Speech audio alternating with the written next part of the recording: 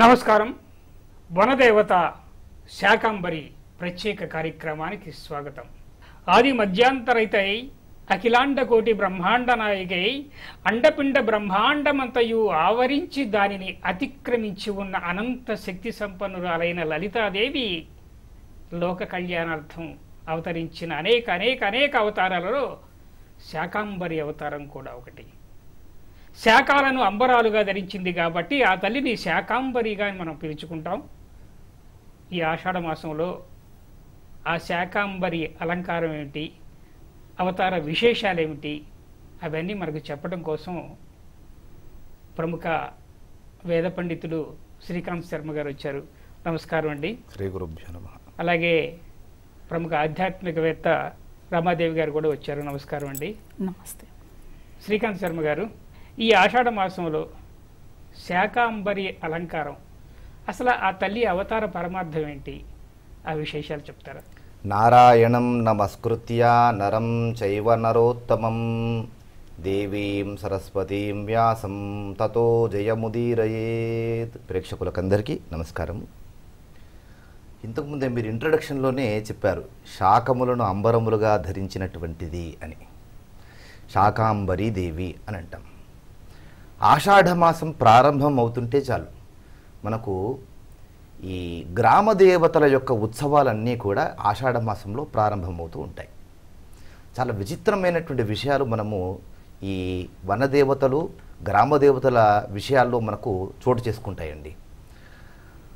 సాధారణంగా గ్రామ దేవతలు అందరూ కూడా గ్రామానికి అంటే ఊరికి వెలుపలుగా ఉండేటువంటి వారు. ఏవైనా ఉత్సవాలు చేసుకునేటప్పుడు ఊరి ప్రజలందరూ కూడా కలిసి ఆ గ్రామ శివార్లకు వెళ్ళి పూజాది కార్యక్రమాలు చేసుకునేటువంటి వారు.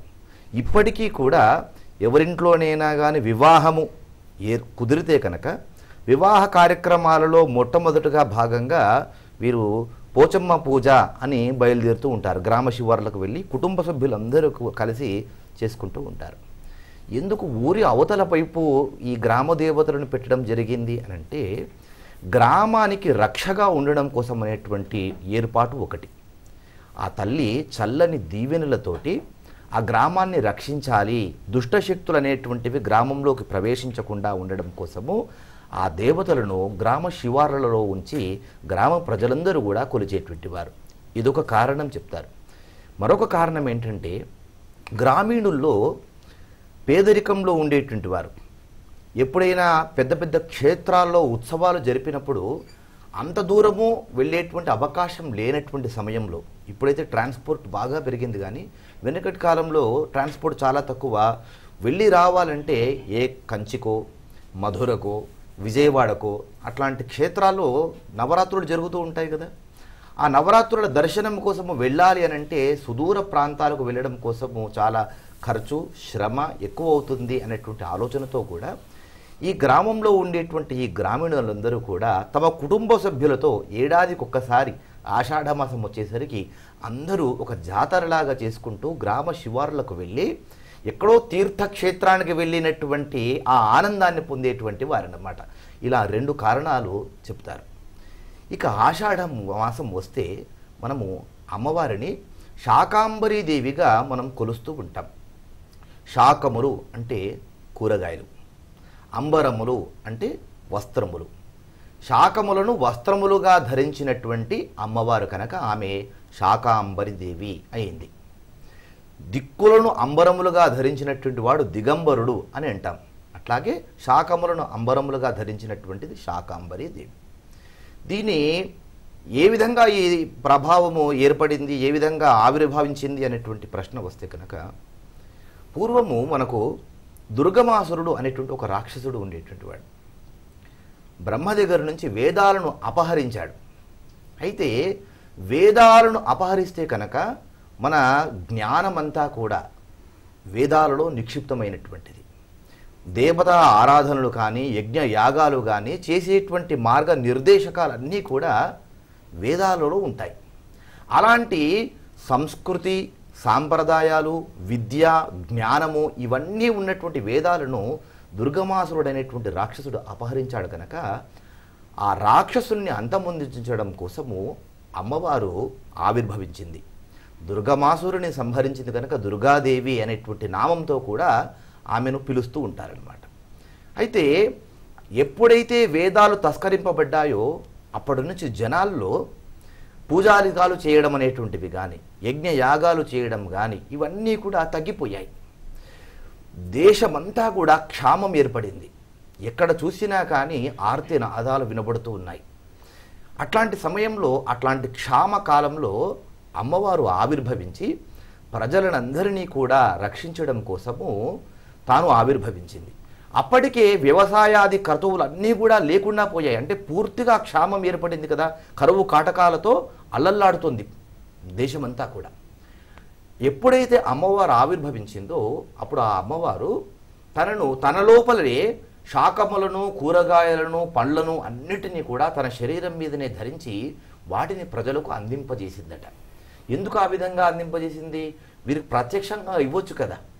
అంటే ఇక్కడి నుంచి మళ్ళీ వ్యవసాయం అనేటువంటిది ప్రారంభం కావడానికి ఎంతో కాలం పడుతుంది. దుర్గమాసురుని యొక్క సంహారం జరిగిపోయింది. ఇక్కడి నుంచి మళ్ళీ వర్షాధికాలు ఏర్పడతాయి, మళ్ళీ పంట పైరు అనేటువంటివి చక్కగా ఏర్పడతాయి. కానీ సమయం అనేది పడుతుంది కదా. వాటిని దున్నాలి, విత్తనాలు జల్లాలి, ఇంత తతంగం అంతా అయ్యేసరికి ఎంతో కాలం పడుతుంది కనుక అంతకాలము తమ బిడ్డలు ఆకలి దాహముల చేత బాధపడకూడదు అని తమ బిడ్డలు అంటే యాదేవి సర్వభూతేషు మాతృరూపేణ సంస్థిత నమస్తస్యై నమస్తస్యై నమస్తస్యై నమో నమః అని ప్రార్థిస్తాం. అంటే ఏ దేవత అయితే సర్వభూతముల యందు మాతృరూపంలో ఉందో అలాంటి మాతృరూపంలో ఉన్నటువంటి అమ్మవారికి నమస్కరిస్తున్నాను అంటాం కనుక ప్రపంచంలో ఉన్నటువంటి సమస్త జీవజాలానికి మాతృదేవత కనుక అలాంటి జీవజాలానికి అందరికీ కూడా ఆహారాన్ని అందించాలంటే తన శరీరం మీద అన్ని కూరగాయలు, ఆకులు, అలములు అన్నీ కూడా నింపుకొని వాటినే జనాలకు ప్రసాదించిందట. ఆ విధంగా శాకాంబరి ఆవిర్భావం అనేటువంటిది జరిగింది అని అంటారు. అది ఆషాఢ మాసంలో ఏర్పడింది కనుక ఏ అమ్మవారి ఆలయమైనా సరే మన తెలుగు రాష్ట్రాల్లో అయితే కనుక విపరీతంగా శాకాంబరి ఉత్సవాలు చేస్తూ ఉంటారు.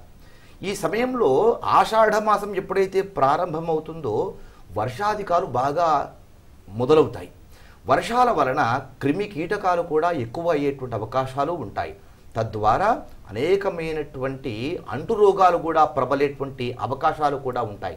అందుకే మన ప్రజలందరూ కూడా అంటురోగాల నుంచి ప్రజలను కాపాడాల్సినటువంటి బాధ్యత అమ్మవారిదే అని అంటురోగాల నుంచి విముక్తులు కావడం కోసము ఆషాఢ మాసంలో ప్రత్యేకంగా అమ్మవారి పూజ, గ్రామ దేవతల పూజను, ఎందుకంటే గ్రామ దేవత అంటే గ్రామాన్ని రక్షించేటువంటి దేవత కనుక ఆ గ్రామ దేవతలకు ఉత్సవాన్ని చేస్తారు. అందుకే భోజనాలు తీసుకెళ్తారు గ్రామ ప్రజలందరూ కూడా. భోజనము అనేటువంటిది ప్రకృతి, బోనం అనేటువంటిది వికృతి. భోజనం అనేటువంటి పదంలో నుంచి బోనం అనేటువంటి పదం వచ్చింది కనుక ఇలా బోనాలు, జాతరలు చేయడం అనేటువంటిదంతా కూడా ఆషాఢ మాసంలో చేస్తారు. ఆషాఢ మాసంలో అన్ని రాష్ట్రాల్లో ఎక్కడ అమ్మవారి ఆలయం ఉన్నా కానీ ఆ అమ్మవారిని శాకముల రూపములో ఆ అమ్మవారికి సమర్పించి ఆ అమ్మవారిని శాకాంబరిగా అలంకరించి శాకాంబరి ఉత్సవాలు జరుపుకోవడం అనేటువంటిది మన ప్రత్యేకత, సాంప్రదాయంలో భాగము. ఆ అమ్మవారిని ఆ విధంగా పూజిస్తే కనుక అన్న పానాదులకు లోటు లేకుండా అమ్మవారు అనుగ్రహిస్తుంది అనేటువంటిది ఇందులో ఉన్నటువంటి సూక్ష్మ మార్గం. సంతోషం అండి. అమ్మవారిని ఆరాధిస్తే పాడి పంటలకు కానీ ఏ విధమైన లోటు ఉండదు. మనకు ఆహారాన్ని అందించేది అమ్మే అనే విషయం గురించి చాలా చక్కగా చెప్పారు. దాంట్లో అమ్మ ఆరాధనలో కూడా పరమార్థం ఇదే. ఇప్పుడు ఆకలిగా ఉన్నప్పుడు ఏ మనిషి ఏ పని చేయలేడు కాబట్టి అన్నం పరబ్రహ్మ స్వరూపం అనేది ఆ పరబ్రహ్మ స్వరూపాన్ని అందించిన ఆ తల్లి విషయం గురించి చాలా చక్కగా చెప్పారండి మరి రమాదేవి గారు. జగన్మాత అవతారం అని చెప్పని ఇప్పటి వరకు మన శర్మ గారు చెప్పారు. ఇక అందులో అనుమానం లేదు కాబట్టి అమ్మవారిని ఆరాధిస్తే ప్రకృతి తత్వాన్ని, ప్రకృతి శక్తిని, ప్రకృతి మాతగా అమ్మను ఆరాధిస్తే మనకు వచ్చే ప్రయోజనాలు ఏమున్నాయి? ప్రకృతిని ఆరాధించటం, అమ్మవారి స్వరూపం ప్రకృతి స్వరూపమే. ఇప్పుడు మనకి వర్షాలు వస్తున్నాయి ప్రకృతినే, పాడి పంటలు వస్తున్నాయి ప్రకృతి నుంచే. మరి అలాంటి పాడి పంటలు పండకుండా క్షామం ఏర్పడింది కాబట్టి ప్రకృతి స్వరూపిణి అయిన లలితా పరమేశ్వరి మనకి శాకాంబరీదేవిగా వచ్చింది. దుర్గమాసురుడు వేదాలని సంహరించినప్పుడు బ్రాహ్మణులు వేదాలను మర్చిపోయారు. హోమాలు చేయలేదు, యాగాలు చేయలేదు. దేవతలకు హవిస్సు ఎక్కడి నుంచి వస్తుంది? హవిస్సు లేకపోవటం వల్ల దేవతలు క్షీణించారు. అప్పుడు దేవలోకాన్ని ఆయన ఆక్రమించాడు. వర్షాలు కురవలేదు. మనకి దేవతలకి హవిస్సు ఇస్తేనే మనకి వర్షాలు, కానీ ఏ ఋతువులో ఆ ఋతువు మనకి అందించబడుతుంది. లేవు కాబట్టే క్షామం ఏర్పడింది, ఆకలి దప్పులు. అప్పుడు దేవతలు అమ్మవారి అయిన లలితా పరమేశ్వరిని వేడుకొన్నారు. అమ్మవారు భూలోకానికి వచ్చి దేవతాలోకాన్ని చూసినప్పుడు శతాక్షి అంటే అమ్మవారు శతాక్షి రూపంలో వచ్చి ఆ క్షామాన్ని చూసి కన్నీరు పెట్టుకుందంట. ఆ కన్నీరు నదుల రూపంలో, సరస్సుల రూపంలో వచ్చాయి అని చెప్పి మనకి చెప్తూ ఉన్నారు. అది చూసి అమ్మవారు ఆ నది రూపంలో వచ్చింది. సరే, నీరు ఉన్నాయి. ఇందాక గురువుగారు అన్నట్లు పంట పండి చేతికొచ్చే సమయంకి కొంత సమయం పడుతుంది కాబట్టి అమ్మవారు ప్రస్తుతానికి అందరి ఆకలి తీర్చే భాగంలో, అంటే ప్రకృతి నుంచే మనకి ఏ పంట అయినా, ఏ కూరగాయ అయినా, ఏ పండైనా మనకి వస్తుంది కాబట్టి అమ్మవారే ప్రకృతి రూపంలో ఉండి మనకు అందిస్తోంది కాబట్టే మనం ఈరోజు అందరం సంతోషంగా ఉన్నాం, ఆకలి దప్పులు లేకుండా ఉన్నామని కూడా చెప్పవచ్చు. కాబట్టి ఆకుకూరలు, కూరగాయలు, వరి ధాన్యాలతో, ధనస్సుతో, విల్లుతో, కమలముతో అమ్మవారు దర్శనమిస్తారు మనకి. ఎవరైతే ఈ శాకాంబరీదేవి అలంకారాన్ని వీక్షిస్తారో వారందరికీ దివ్య జ్ఞానం కూడా వస్తుంది అని చెప్తున్నాయి మనకి దేవి భాగవతం కానీ, చండీ సప్తశతిలో కానీ. ఈ శాకాంబరి అలంకారం గురించి ప్రకృతితో ఏ విధమైన సంబంధం అనేది మనకి చాలా స్పష్టంగా చెప్పబడింది. కాబట్టి అసలు అమ్మ అన్న పదంలోనే మనకి ఆకలి తీర్చేది అని అర్థం. మనమైనా కూడా అంటే అమ్మవారిని ఎందుకు వేడుకోవాలి, అయ్యవారిని ఎందుకు వేడుకోలేదు అంటే ఆహారాన్ని పెట్టేది అమ్మ. ఇప్పుడు మనకైనా కానీ చంటి బిడ్డల దగ్గర నుంచి కూడా ఆకలేస్తే తల్లి దగ్గరికే వెళ్తాం మనం. ఎందుకంటే ఆహారాన్ని ప్రేమగా వడ్డించి తినిపించేది తల్లి. కాబట్టి అమ్మవారినే మనం వేడుకున్నాం. అంటే మనం ఈ రోజున చెట్లని, అడవుల్ని, ప్రకృతిని అంతా కూడా పాడు చేస్తున్నాం. వేడిమికి తట్టుకోలేకపోతున్నాం, అనావృష్టికి తట్టుకోలేకపోతున్నాం. వాటి నుంచే వర్షాలు మనకి కురుస్తాయి. కాబట్టే అమ్మవారిని కూడా మనం ఇబ్బంది పెట్టే పనులను ఈ రోజున మనం చేస్తున్నాం. కాబట్టి ఈ క్షామం. అలాగే ఆషాఢ మాసంలోనే వర్షాకాలం, కొత్త నీరు వచ్చి పాత నీరు వెళ్ళిపోతుంది. అనారోగ్యాల పాలయ్యే అవకాశం ఇప్పుడే. మనం ఈ రోజున మామూలు సాధారణమైన మాటల్లో చెప్పుకుంటే ఇంట్లో కూడా ఏదైనా ఈ వర్షాకాలంలో నిల్వ ఉంచినవి కానీ ఏవైనా ఉంటే చీకటీగలు రావటం, వాటి వల్ల అనారోగ్యాలు రావటం అనేది చూస్తూ ఉన్నాం. కాబట్టే పరిశుభ్రంగా ఉంటూ దేవతారాధన చేసుకుంటూ ఈ ఆషాఢ మాసంలో అమ్మవారి ఆరాధనకే ప్రాముఖ్యత. అమ్మవారిని త్రయోదశి, చతుర్దశి, పౌర్ణమి వరకు ఈ 3 రోజుల్లో ప్రతి గ్రామ దేవతాలయాల్లో, అమ్మవారి ఆలయాల్లో ప్రత్యేకంగా ఈ శాకాంబరీదేవి అలంకారాన్ని చూస్తాం. అమ్మవారు పచ్చని రంగుల కూరగాయలతో కానీ, ధాన్యంతో కానీ అమ్మవారిని చూసినప్పుడు మనకు స్ఫురణకి రావాలి. పచ్చదనంని సంతరించుకుంటే మనకి ఏ విధంగా ఆనందం కలుగుతుందో, మరి మన భూమి అంతా కూడా పచ్చదనంతో ఆవరించుకొని దాని నుంచి మనకు ఆరోగ్యం అనేది, అంటే దివ్య జ్ఞానమే కాదు, ఈ దర్శనం వల్ల మనకి ఆరోగ్యం కూడా సంతరించుకుంటుంది. అలాంటి అమ్మవారిని మనం ప్రసన్నం చేసుకోవాలి అంటే ప్రకృతిని కాపాడాలి. అప్పుడు అమ్మవారు సంతోషిస్తుంది. అమ్మవారి కరుణా కటాక్షాలు ఎవరి మీద అయితే ఉంటాయో వారందరూ కూడా సుఖ సంతోషాలతో, జ్ఞానముతో, న్యాయంగా, ధర్మంగా ఉంటూ రాక్షస గుణాలని సంహరించుకోవాలి అంటే కూడా అమ్మవారిని ఆరాధించాలి. మనం ఈ రోజున గమనిస్తే గిరిజన వాసులంతా కూడా వనదేవతలకి ఆరాధన చేస్తారు. ఇప్పటికే మొదలైపోయాయి ఆ వనదేవతల ఆరాధన అనేది. ఆ వనదేవతల ఆరాధన ఏంటిది? స్వయంగా అమ్మవారిని ఆరాధించిన ఫలితం వాళ్ళు చవిచూస్తూ ఉంటారు. కాబట్టి అమ్మవారి పాదాలని పట్టుకోండి, ఎటువంటి కష్టాన్నైనా తీసేస్తుంది అని చెప్పని మనం ప్రతిరోజు చెప్పుకుంటున్నాం, ప్రతి చోట చదువుతున్నాం. కాబట్టి ప్రకృతి స్వరూపము అమ్మవారి స్వరూపం ప్రకృతి. మనకెంతో మేలు చేయటానికే, బిడ్డల్ని కాపాడటానికే అనేక రూపాలతో, అనేక విధాలుగా అమ్మవారు మనకి దర్శనమిస్తూ మనందరినీ కూడా మంచి మార్గంలో తీసుకుని వెళుతూ, తల్లి కాబట్టే కదా బిడ్డలందరూ బాగుండాలని కోరుకుంటుంది. కాబట్టే ఈ రూపంలో మనకి దర్శనమిచ్చి అందరినీ తరింపచేస్తోంది ఆ మహాతల్లి. ప్రాణికోటి కూడా ప్రకృతి ఒడిలోనే పరిడి వెళ్తున్నది కాబట్టి అమ్మ ఆరాధనతో మనకి ఆరోగ్యము, జ్ఞానము, ఆహార సంపద ఇవన్నీ వస్తాయని చాలా చక్కగా చెప్పారు శ్రీకాంత్ శర్మ గారు.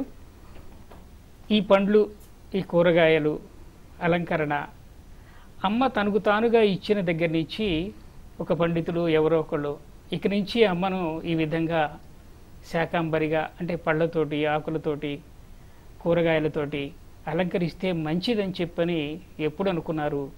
అమ్మవారికి ఇష్టమైన ఈ అలంకరణ ఎప్పటి నుంచి మొదలైంది?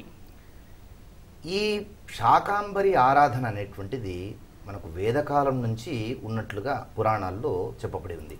మీరు మార్కండేయ పురాణం చూసినా కానీ, దేవీ సప్తశతిలో కానీ మనకు శాకాంబరి యొక్క ప్రస్తావన వస్తుంది. వేదకాలం నుంచి అమ్మవారి యొక్క ఆరాధన అనేటువంటిది మనకు కనబడుతూ ఉంది కనుక అనాది నుంచి మనము ఈ విధంగా ఆషాఢ మాసం వచ్చిన ప్రతిసారి అమ్మవారి ఆరాధన అనేటువంటిది జరుపుకుంటూ ఉన్నాం. శాకాంబరి ఉద్భవానికి కారణం ఏంటి? దుర్గమాసురుడనేటువంటి రాక్షసుడు వేదాలను తస్కరించడం. ఇక్కడ ఒక గొప్ప పాయింట్ మనం అర్థం చేసుకోవాలి. వేదాలను తస్కరించడం అనేటువంటిది ఇక్కడ దుర్గమాసురుడు చేశాడు అని చెప్తూ ఉన్నారు. అంతకుముందు మధుకైటబులు వేదాలను బ్రహ్మ దగ్గర నుంచి అపహరించారు. మరొకసారి హయగ్రీవుడు అనేటువంటి రాక్షసుడు వేదాలను అపహరించారు. వీరంతా వేదాలను ఎందుకు అపహరిస్తూ ఉన్నారు అంటే బాగా నిశితంగా ఆలోచించాల్సినటువంటి విషయం. వేదాలలోనే సమస్తమైనటువంటి జ్ఞానము నిక్షిప్తమై ఉంది. మన సంస్కృతి ఇప్పటి వరకు కూడా ఇలా నిలబడి ఉంది.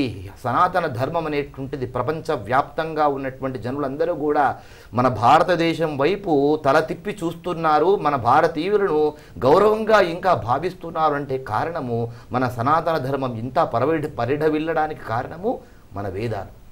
వేదాలలో ఉన్నటువంటి ఆ జ్ఞానమే కానివ్వండి, మనకిచ్చేటువంటి ఆధ్యాత్మిక సంపదనే కానివ్వండి, ఇవన్నీ కూడా వేదాలలో నిక్షిప్తమై ఉన్నాయి కనుక వేదాలను తస్కరిస్తే కనుక, ప్రజలకు వేదాలను దూరం చేస్తే కనుక వీరి యొక్క జ్ఞానాన్ని దెబ్బతీయవచ్చు, వీరి సంస్కృతిని దెబ్బతీయవచ్చు, వీరి సాంప్రదాయాలను, వీరు చేసేటువంటి అర్చనలను, హవనాలను దెబ్బతీయవచ్చు. ఈ విధంగా సంస్కృతి, సంప్రదాయము, యజ్ఞ యాగాలన్నీ కూడా దెబ్బతింటే దేవతారాధనలు అనేటువంటివి కూడా పూర్తిగా మరుగున పడిపోతాయి. ఎప్పుడైతే దేవతా ఆరాధనలు మరుగుపడిపోతాయో అప్పుడు మేడం గారు చెప్పినట్టుగా భగవంతుడికి హవిస్సు అనేటువంటిది అందకుండా పోతుంది. దేవానాం ఆజ్యం ఆహారం అంటుంది శాస్త్రం. భగవంతుడికి ఆహారం అంటే ఏంటి? మనం ఇంట్లో పెట్టేటువంటి షడ్రసోపేతమైనటువంటి నైవేద్యాలు కాదు, టెంకాయ పళ్ళు కావు.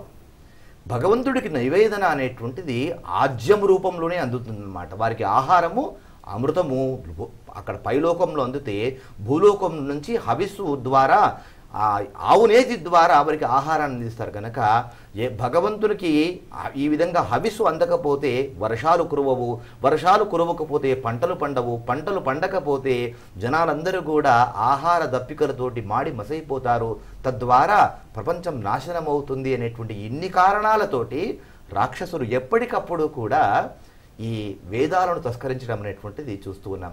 సరిగ్గా అదే విధంగా కొన్ని సంవత్సరాల క్రితం ఎక్కడి నుంచో వ్యాపారం చేసుకుంటామని ఈ భూమి మీద కాలు పెట్టి వచ్చినటువంటి వారు మన సంస్కృతి సంప్రదాయాలను దెబ్బతీస్తే కనుక, ఎప్పుడైతే భారతీయుల యొక్క సంస్కృతి సాంప్రదాయాలు, వీరి యొక్క ఆచార వ్యవహారాలు దెబ్బతింటాయో అప్పుడే మనం వీరిని జయించగలము అనేటువంటి ఆ ఆలోచనతోటే నాడు ఆంగ్లేయులు మన దేశం మీదకి వచ్చి 400 సంవత్సరాల కాలం పాటు పాలించగలిగారు.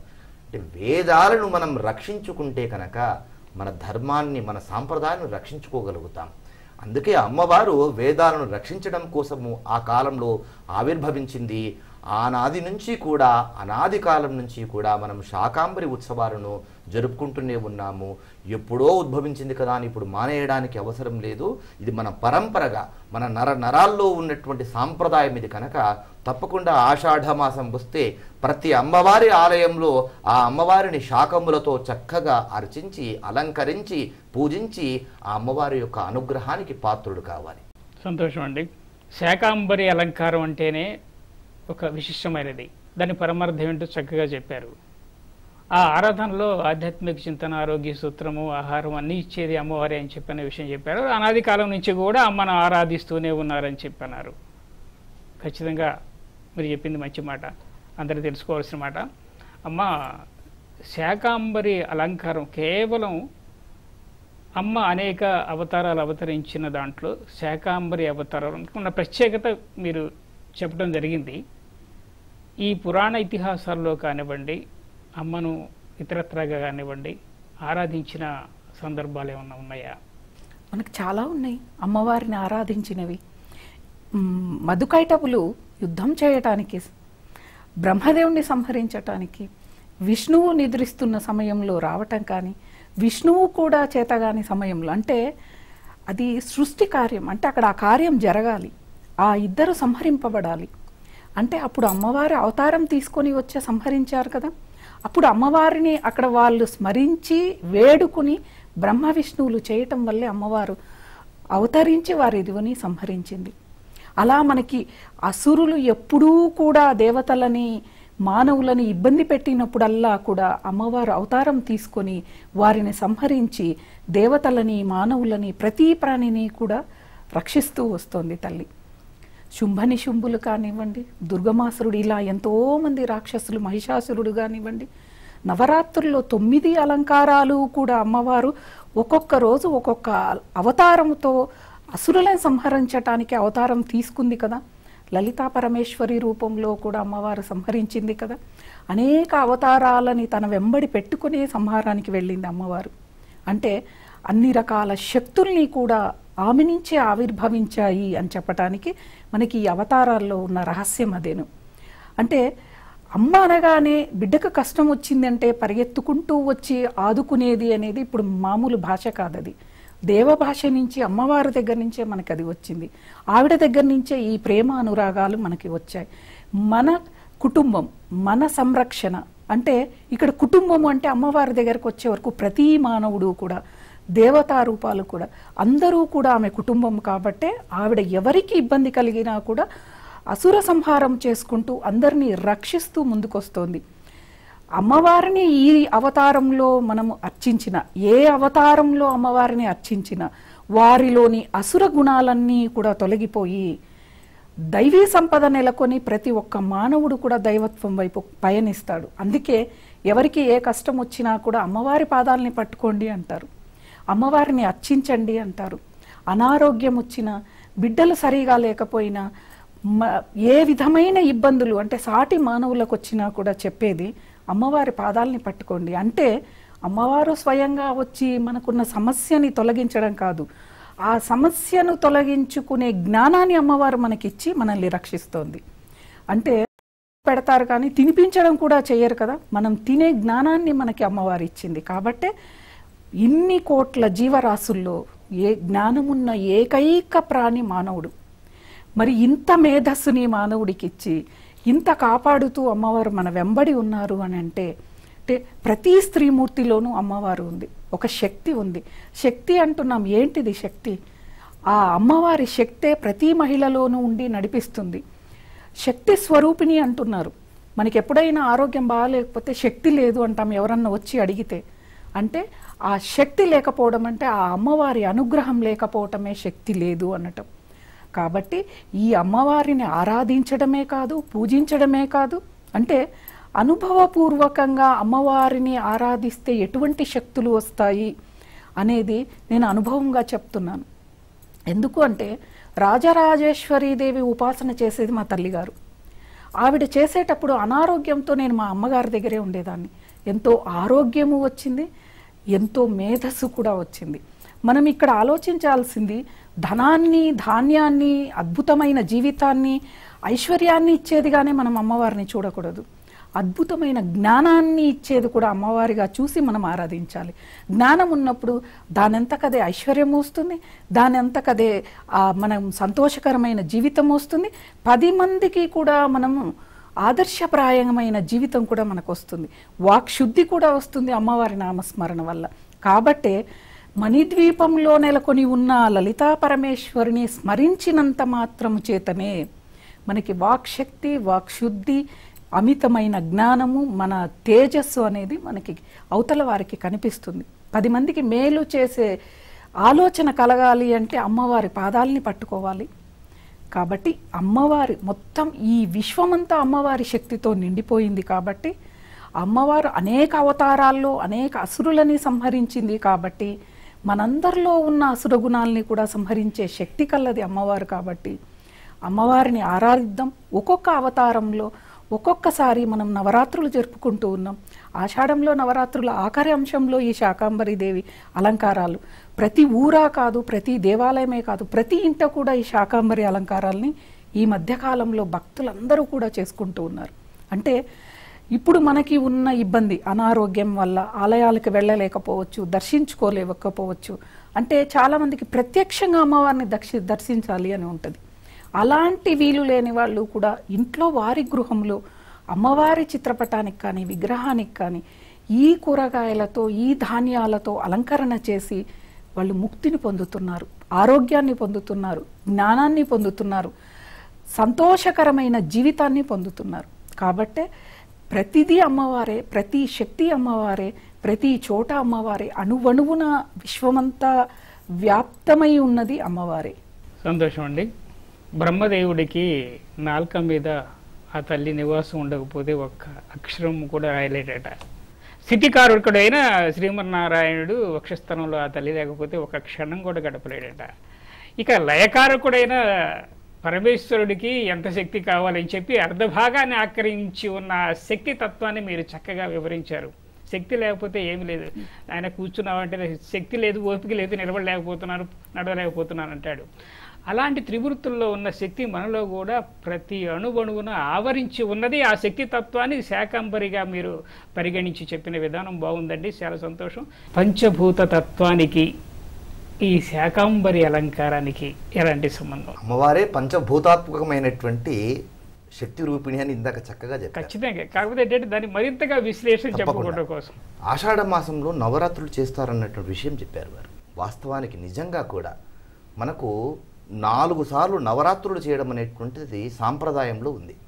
మనందరికీ తెలిసినటువంటి నవరాత్రులు మాత్రము శరన్నవరాత్రులు మాత్రమే. ఎక్కువగా జనాల్లో దేవీ శరన్నవరాత్రులు మాత్రమే ప్రాధాన్యంలో ఉన్నవి. అయితే మనకు వసంతకాలం ప్రారంభం కాగానే ఉగాది నుంచి కూడా శ్రీరామనవమి వరకు చైత్రశుద్ధ ప్రతిపది నుంచి నవమి వరకు నవరాత్రులు చేస్తారు, అమ్మవారిని పూజిస్తారన్నమాట. వాటిని వసంత నవరాత్రులు అని అంటారు. ఆ తర్వాత చేసేటువంటి నవరాత్రులే ఆషాఢ మాసంలో వచ్చేటువంటి నవరాత్రులు. ఆషాఢ శుద్ధ ప్రతిపది నుంచి నవమి వరకు అమ్మవారిని ఈ నవరాత్రి పూజలన్నింటిలో కూడా అమ్మవారిని చక్కగా ఆరాధన చేస్తూ ఉంటారు. ఆ తర్వాత మాఘమాసంలో వచ్చేటువంటి నవరాత్రులు ఉన్నాయి. మాఘశుద్ధ ప్రతిపది నుంచి నవమి వరకు వాటిని మాఘ నవరాత్రులు అంటారు. ఆ తర్వాత మనకందరికీ తెలిసినటువంటిది ఆశ్వీజ మాసంలో శుద్ధ పాడ్యమి నుంచి నవమి వరకు శరన్నవరాత్రులు అంటాం.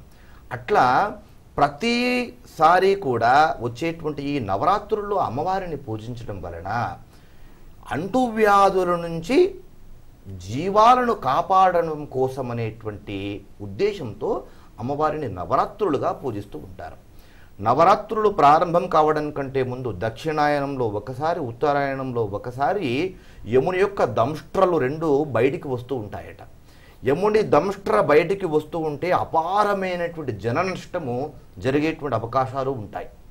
కనుక యముని దంష్ట్రలు బయటికి వచ్చేటువంటి ఆ సమయంలో అమ్మవారి ఆరాధన చేస్తే ఆ దంష్ట్రలు లోపలికి వెళ్ళిపోయి అంటురోగాల కారణంతోటే జనమంతా కూడా మరణించేటువంటి అవకాశాలు ఎక్కువగా ఉంటాయి. కనుక అంటురోగాల నుంచి రక్షించేటువంటి అమ్మవారిని ఈ విధంగా ఈ దక్షిణాయన ఉత్తరాయణ కాలంలో పూజించడం, నవరాత్రులుగా పూజించడం అనేటువంటిది మనకు సాంప్రదాయంగా వస్తున్నటువంటి. ఇంతకుముందు నేను ఒక ప్రస్తావన చేస్తూ ఎక్కడి నుంచో వచ్చినటువంటి ఆంగ్లేయులు మన సంపదను కొల్లగొట్టడం కోసము, ఆధ్యాత్మిక సంపదను కొల్లగొట్టడం కోసం అనేటువంటి ఒక మాట చెప్పాను చూసారా.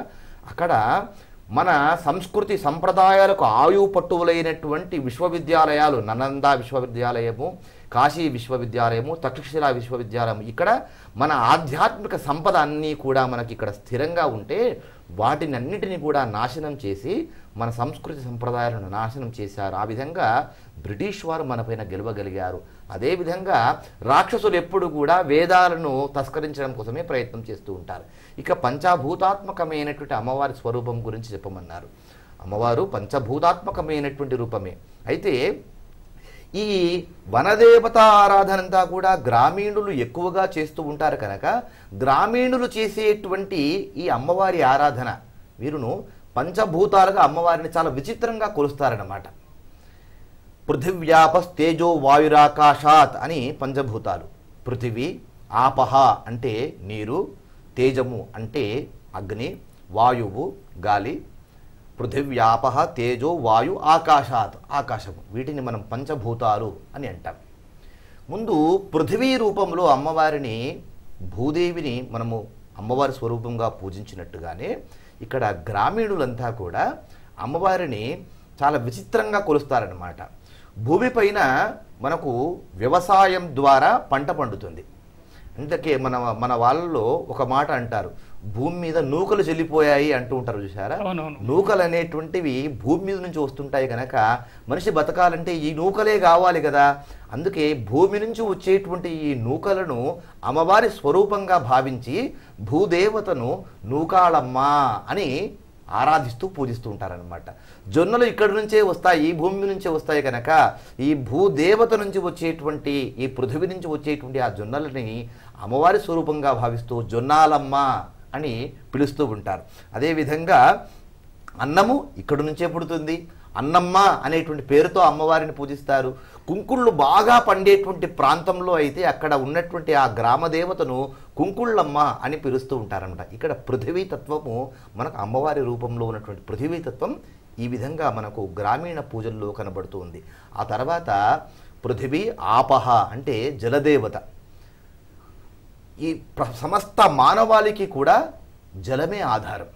అందుకే మనము ఈ జలమును దేవతా రూపంగా భావిస్తూ పుష్కరాలను మనం చేసుకుంటూ ఉంటామన్నమాట. పుష్కర రూపంలో జలంలో ఉన్నటువంటి ఆ సమయంలో అందరూ దేవతలు జలంలో ఉంటారు పుష్కరాల కాలంలో. అందుకే సమస్త ప్రాణకోటికి ఆధారము జలము కనుక ఈ గ్రామీణులే కాకుండా ప్రజలందరూ కూడా నీటిని వ్యవసాయానికి, బతకడానికి అన్నిటికీ వాడుతుంటారు కనుక అక్కడ జలంను, జలదేవతను అందరూ గంగాళమ్మ అనేటువంటి పేరుతో అక్కడ అమ్మవారిని పూజించుకుంటూ ఉంటారు. ఇక ఆ తర్వాత పృథివీ ఆపహ తేజం అంటే అగ్ని, అగ్నిదేవతా రూపంలో అమ్మవారిని పూజిస్తూ ఉంటారు. ఇక్కడ అగ్ని రూపంలో మనకు సూర్య చంద్రుడు ఇద్దరు కూడా తేజస్సును ప్రసాదించేటువంటి వారు. వేడి కానీ చలి కానీ వారి నుంచి వచ్చేటువంటిది. ఆ విధంగా గ్రామీణులు కానీ గిరిజనులే కానీ సూర్య చంద్రుడు అగ్నికి ప్రతిరూపాలు అన్నటువంటి కారణం చేత ఆ అమ్మవారిని ఒక ప్రాంతంలో, కొన్ని ప్రాంతాల్లో అయితే కనుక ఇరుకుళ్ళమ్మ అనేటువంటి పేరుతో పిలుస్తారనమాట. అంటే ఇరు కళ్ళమ్మ అనేటువంటిది అసలు పదం అన్నమాట. రెండు కళ్ళు కలిగినటువంటిది అనేటువంటిది అక్కడ. రెండు కళ్ళల్లో ఒక కన్ను సూర్యుడికి ప్రతీక, మరో కన్ను చంద్రుడికి ప్రతీక కనుక సూర్య చంద్రులనే కన్నులుగా చేసుకున్నటువంటి అమ్మవారును ఇరు కళ్ళమ్మ అనేటువంటి పేరుతో, అది కాలక్రమేణా ఇరుకళ్ళమ్మ అనేటువంటి పేరుతో ఇప్పటికీ పూజిస్తూ ఉన్నారు. అదేవిధంగా పౌర్ణమి వస్తే పున్నమ్మ అనేటువంటి పేరుతో పూజిస్తూ ఉంటారు. సూర్యుడిని సూరమ్మ అనేటువంటి పేరుతో పూజిస్తూ ఉంటారు. ఇక్కడ మనకు అమ్మవారు అగ్నితత్వము అనేటువంటిది మనం అర్థం చేసుకోవాలి. ఇక ఆకాశ దేవత, ఆకాశ దైవానికి ప్రతీకగా ఎత్తుగా ఉండేటువంటి కొండలను అన్నిటినీ కూడా వీరు ఆకాశ రూపానికి ప్రతీకగా గ్రామీణ ప్రజలే కానివ్వండి, గిరిజనులే కానివ్వండి, ఆ కొండలను ఆకాశానికి ప్రతీకగా భావిస్తూ పూజిస్తుంటారు. అందుకే అక్కడ కొండమ్మ అనేటువంటి పేరుతో వాళ్ళంతా కూడా పూజిస్తూ ఉంటారు. తర్వాత వాయుదేవత, వాయువును కురవలి అనేటువంటి పేరుతో పిలుస్తారండి.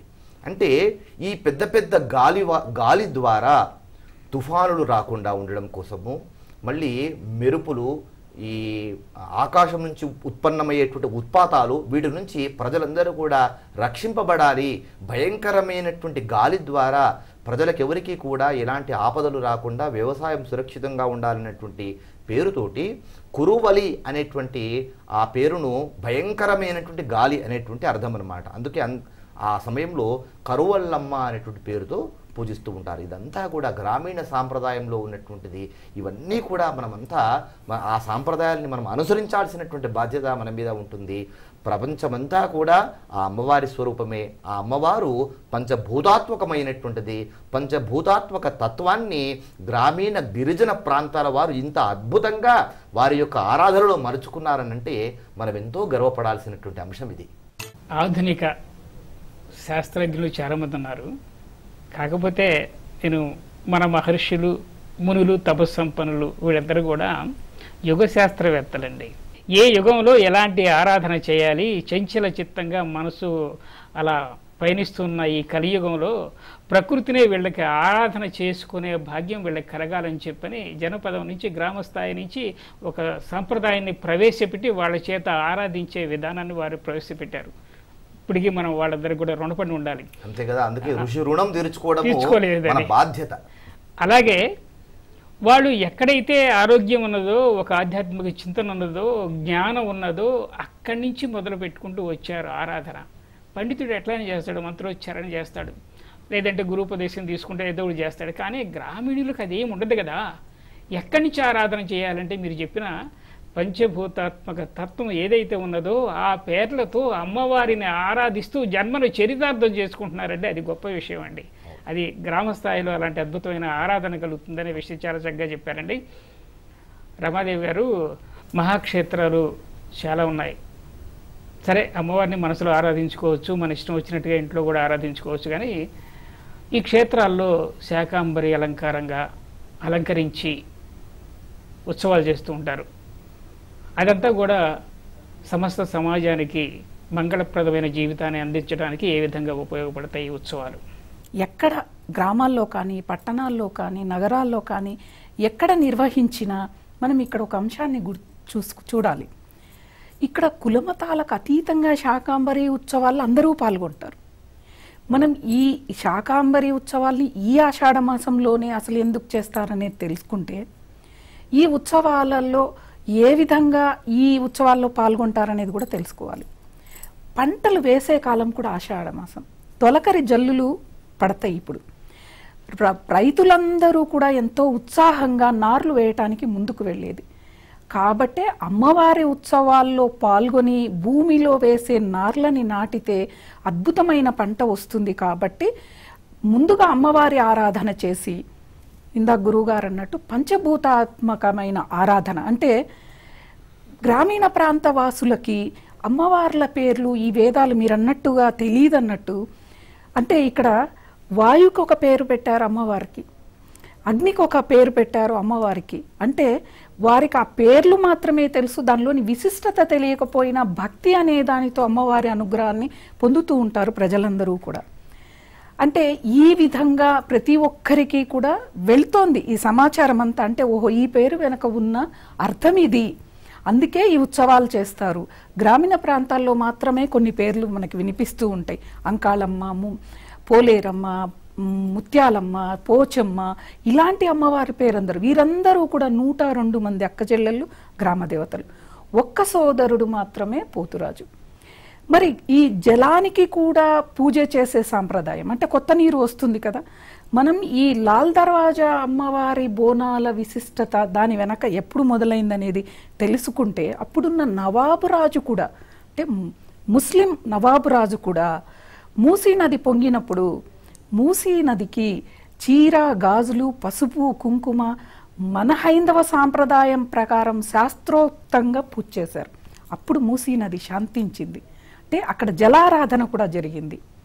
కాబట్టి వివిధ రూపాలలో అనేక అవతారాలలో అమ్మవారి మనల్ని అనుగ్రహిస్తుంది. కాబట్టి పంచభూతాలు మన శరీరంలో కూడా ఉన్నాయి. కాబట్టి అవన్నీ కూడా సక్రమంగా, నీటి శాతం తగ్గిపోయినా మనకు అనారోగ్యం, అగ్ని శాతం తగ్గిపోయినా మనం జీవించి ఉండలేము, వాయువు తీసుకోలేకపోతే బతికి ఉండలేము, భూమి ఆకాశాలు లేక, అంతే పంచభూతాత్మకంతో రూపొందించబడిన ఈ శరీరము పంచభూతాలని, అంటే బాహ్యంగా భౌతికంగా మనకి కనిపించే ఈ పంచభూతాలని అమ్మవారి అవతారంలో మనం అలంకరించుకుని అమ్మవారికి అనేక విధాలుగా, అంటే మన ఆనందం కోసం ఏ విధంగా అమ్మవారి మీద మనం మనస్సుని లగ్నం చేయగలము, ఈ వాతావరణానికి ఈ అమ్మవారిని పూజ చేయాలి.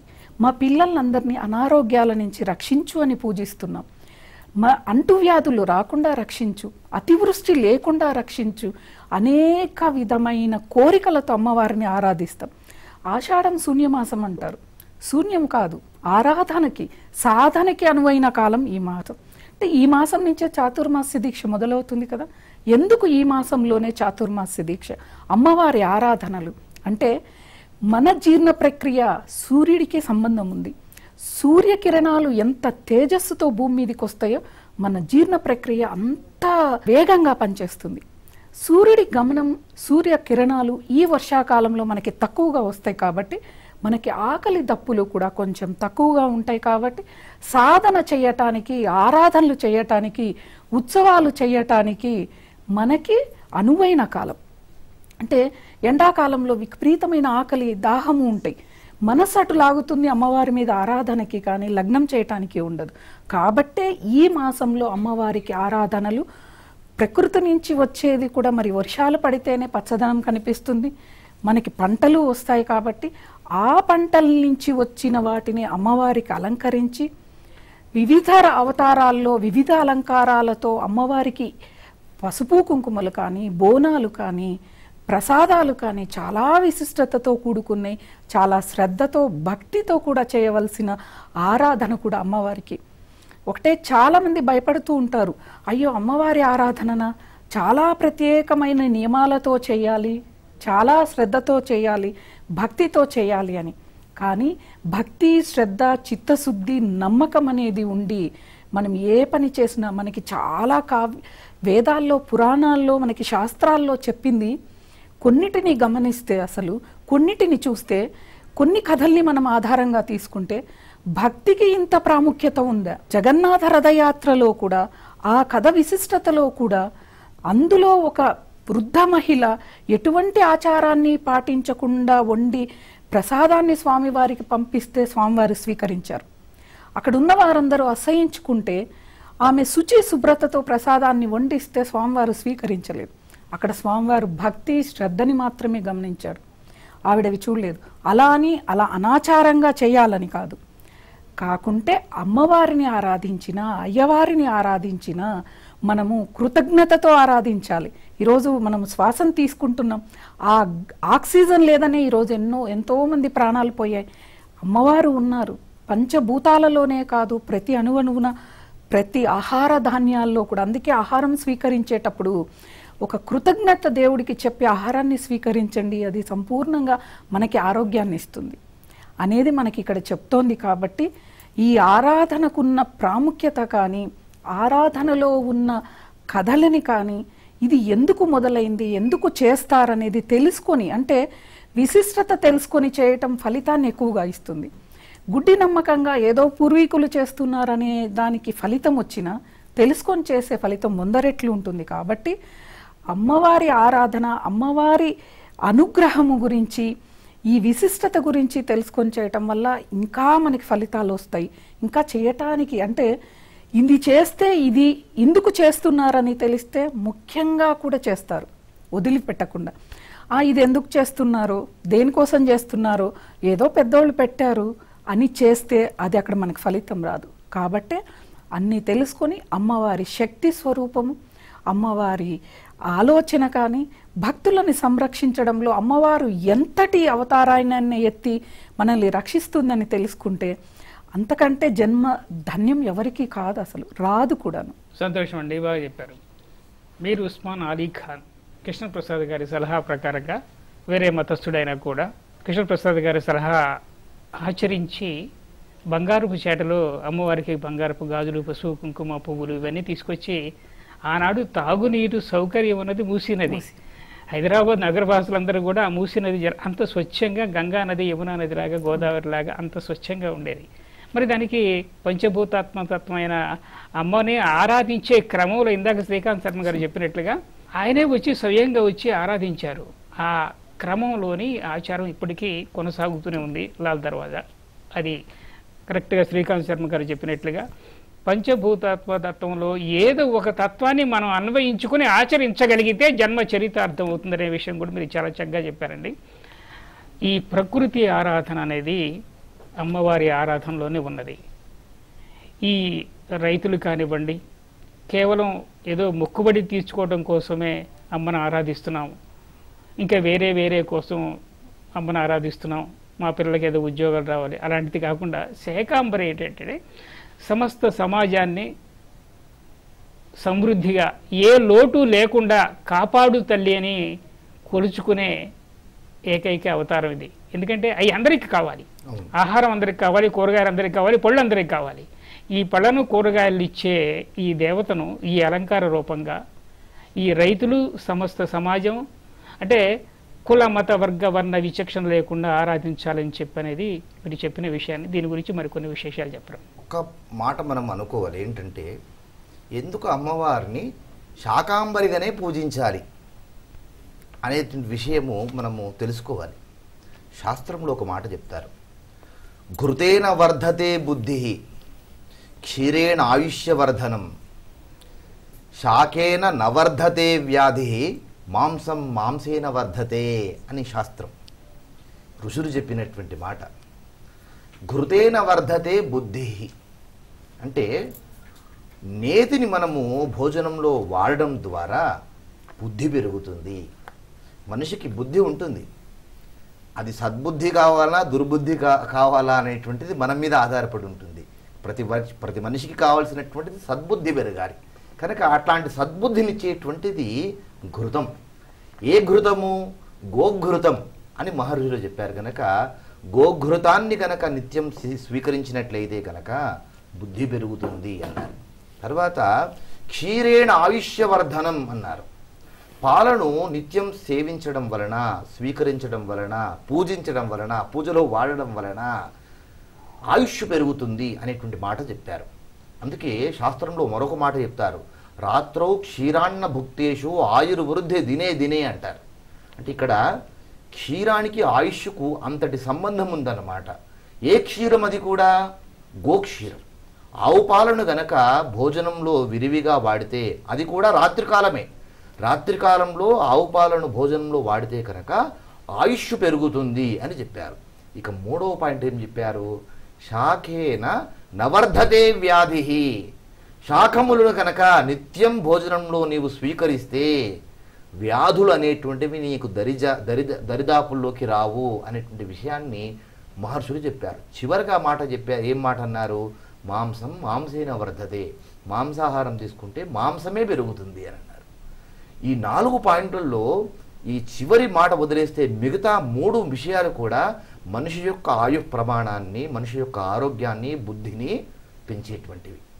ఇక్కడ మనం అమ్మవారిని శాఖము రూపంలో పూజిస్తున్నామనంటే కనుక ఆషాఢమాసం వస్తే కొత్త నీరు వస్తుంది అని మేడం గారు చెప్పినట్లుగా వర్ష ప్రభావం ఎక్కువగా ఉంటుంది. వర్షాల ద్వారా క్రిమి కీటకాలు ఎక్కువగా అయ్యి ఆ సమయంలో అనేకమైనటువంటి అంటువ్యాధులు ప్రబలేటువంటి అవకాశాలు కూడా ఉంటాయి కనుక అలాంటి సమయంలో ఈ ఆషాఢ మాసంలో అమ్మవారిని పూజించాలి. ఈ ఆషాఢ నవరాత్రులు చేయాలి. ఆ నవరాత్రుల్లో భాగంగా అమ్మవారిని శాకాంబరిగా పూజించాలి. శాఖములను ద్వారా పూజించడం వలన, శాఖములను వాడడం వలన, శాఖముల ద్వారా అమ్మవారిని పూజించడం వలన, శాఖము రూపంలో అమ్మవారిని పూజించడం వలన నవర్ధతే వ్యాధి అన్నారు. అంటే అమ్మవారిని శాఖం రూపంలో నీవు పూజిస్తే కనుక నీవు, నీ పూజించినటువంటి వారు, నీ గ్రామంలో ఉండేటువంటి వారు అందరూ కూడా వ్యాధుల బారిన పడరు అనేటువంటి కారణం చేత శాకాంబరిగా ఆమె ఆవిర్భవించడానికి కారణము మనుషులు సంపూర్ణమైనటువంటి ఆరోగ్యంతో ఉండాలి, వ్యాధుల బారిన పడకుండా ఉండాలి అనేటువంటి ఆ కారణం చేతనే శాకాంబరి అనేటువంటి ఉత్సవాన్ని చేసుకోవడము, అమ్మవారిని శాఖముల రూపంలో పూజించడం అనేటువంటిది మనకు ఆచారంలో ఉంది. ఈ సందర్భంగా మనకు ఆషాఢమాసం రాగానే ప్రతి ఆదివారము అమ్మవారి ఆలయంలో శాఖముల రూపంలో అమ్మవారిని పూజిస్తూ ఉంటారు. అంతవరకు బాగానే ఉంది. కానీ ఇక్కడ ఏం చేస్తూ ఉంటారు? అదే ఆదివారం పూట శాఖములను వదిలేసి మిగతా ఆహారం జోలికి వెళుతుంటారే, మన బుద్ధి ఏమవుతుంది? అమ్మవారు ఏం చెప్తోంది ఇక్కడ? నానా, నన్ను శాకముల రూపంలో పూజించండి, నేను శాకాంబరిగా వచ్చాను, ప్రతి ఆషాఢ మాసంలో ఆదివారాల్లో శాకముల రూపంలో నన్ను పూజించండి, మీకు వ్యాధులు రాకుండా చేస్తాను అని అమ్మవారు అనుగ్రహిస్తూ ఉంటే, అమ్మవారిని మాత్రం శాకం రూపంలో పూజించి మీరు ఇతర శాఖములు కానిటువంటి పదార్థాలు పూజిస్తూ ఉంటే ఏ విధంగా మీరు వ్యాధుల బారిన పడకుండా ఉంటారో అమ్మవారు ఏ విధంగా రక్షిస్తుంది? కనుక మనము అందరం గ్రహించాల్సినటువంటి విషయం ఏంటంటే, ఈ ఆదివారాలు వస్తే కనుక మాంసాహారానికి ఎక్కువ మక్కువ చూపేటువంటి ప్రజలందరూ కూడా కనీసం ఈ ఆషాఢ మాసంలోని ఆదివారాల్లో అమ్మవారిని శాకాంబరిగా పూజించేటువంటి ఆ సమయాల్లో ఆ ఆదివారం అంతా కూడా శాఖ ఆహారాన్ని స్వీకరించినట్లయితే తప్పకుండా అమ్మవారి అనుగ్రహానికి పాత్రులయ్యి వ్యాధులు ఏవి దరిదాపుల్లోకి రాకుండా మనిషి ఆరోగ్యంగా ఉంటారు. అందుకే ఆరోగ్యమే మహాభాగ్యం అన్నారు పెద్దలు. సంతోషం అండి. పూర్వకాలంలో పేదరాజు పెద్దమ్మ గారు రాజకుమారుడికి ఆయన అన్ని దిక్కులకు వెళితే వెళ్ళు, కానీ ఉత్తర దిక్కుకు మాత్రం వెళ్ళొద్దంటే అటే వెళ్తాడు. వాడు ఎందుకు వెళ్ళకూడదు అన్నాడు అని చెప్పేసి అటే వెళ్తుంటాడు. ఇది పద్ధతి కాదు నాయన, ఆదివారం పూటైన శాఖలను తిను, అవి ఆకులు ఈ పండ్లను కూరగాయలను తింటే నువ్వు ఆరోగ్యంగా ఉంటావు అని చెప్పారు. ప్రాజ్ఞులు చెప్పినా ఋషులు చెప్పినా ఎంతమంది చెప్పినా కూడా వినడు. వాడి చేత్తో వాడి తల మీదే పెట్టుకుంటున్నాడు. ఇప్పుడున్న పరిస్థితుల్లో అదే జరుగుతున్నది. వాడికి అలాంటి వాళ్ళకి పాదాభివందన చేయాల్సిందే. మాట విరగపోతే వాడి ఆరోగ్యం వాడే పాడుకుంటుంటాడు. వాడొక్కడే పోతే పోయాడు. కుటుంబం, తల్లిదండ్రులు, వాడి బంధుమిత్రులు శోకం హృదయాల్లో నింపిపోతున్నాడు. అది తెలుసుకోవట్లేదు. ఆ విషయం చాలా మంచిగా చెప్పారు. శాఖమును దూరం చేస్తే శోకమే మిగులుతుంది. శబాష్, మంచి స్లోగన్ ఇది. అయితే ఆదివారం పూట అసలు స్త్రీ తైల మధుమాంసాని అనేటువంటివి ఈ మూడింటిని ఆదివారం వదిలేయండి అని మనకు సూర్యాష్టకంలో చెప్పారు. అలా వదిలినటువంటి వారు ఆరోగ్యంగా ఉంటారనేటువంటి విషయాన్ని కూడా ఋషులు ఈ శ్లోకం రూపంలో చెప్పారు. కనుక అందరూ ఇది ఒక హెచ్చరిక అని భావించాలి. భాగమైన ఆచరించిన వాళ్ళే ఇప్పటి వరకు బ్రతికున్నాడనే చెప్పి అనుకుందాం మనం. ఎందుకంటే అలా పూర్తిగా మూడిటికి బానిసైన వాడు దరిదాపు ఈ ప్రవాహంలో ఇప్పటికే చాలా మంది కొట్టుకుపోయారు. వాళ్ళకి మనశ్శాంతి కలగాలని చెప్పి ప్రార్థిస్తున్నాను. వాళ్ళని వేలు పెట్టేది చూపించొద్దు మనం. మీరు చెప్పింది కరెక్ట్. అది ఆచరించగలిగినప్పుడు ఆరోగ్యం నీ వెంట ఉంటుంది. ఆషాఢ మాసంలో శాకాంబరి అలంకారం, అమ్మ అవతరించిన విధానం, అమ్మను ఎలా ఆరాధిస్తే మనకు ఆరోగ్యము, ఆధ్యాత్మిక చింతన, జ్ఞాన సంపద వస్తాయి అని చెప్పిన విషయాన్ని ఇప్పుడు మనకి ఎన్నో విషయాలు చెప్పారు రమాదేవి గారు, తర్వాత శ్రీకాంత్ శర్మ గారు. చాలా ధన్యవాదాలండి. నమో నమః. మరో ప్రత్యేక కార్యక్రమం ద్వారా మళ్ళీ కలుసుకుందాం. అంతవరకు సెలవు. నమస్కారం.